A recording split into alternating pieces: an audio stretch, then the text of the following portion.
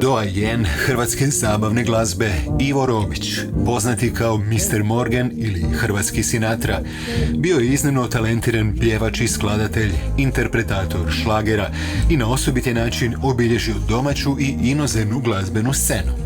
Toplim baritonom osvajao je generacije, nije mu bilo ravna.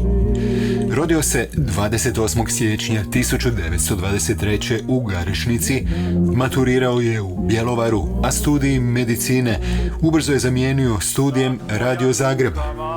Jutrima je budio Zagrepčane, pjevajući šlagere koji su ubrzo našli mjesto na prvim hrvatskim festivalima zabavne glazbe u Zagrebu i Opatiji.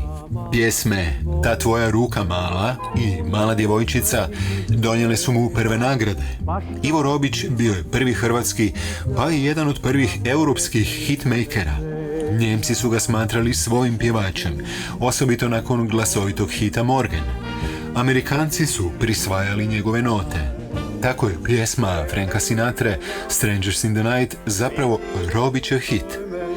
Na estradnoj sceni bivše države Robić je stvorio impozantan diskografski opus evergreena, među kojima su Serenada u Opatiji, Golub, Samo jednom se ljubi, a sam je skladao šlagere Srca laku noć, I ja ću doć, Ko nježni cvijet i mnoge druge.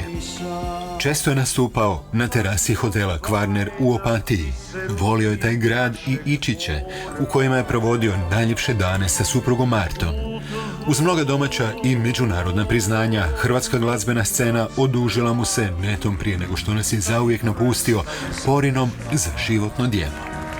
Da ti prestaje sam žal.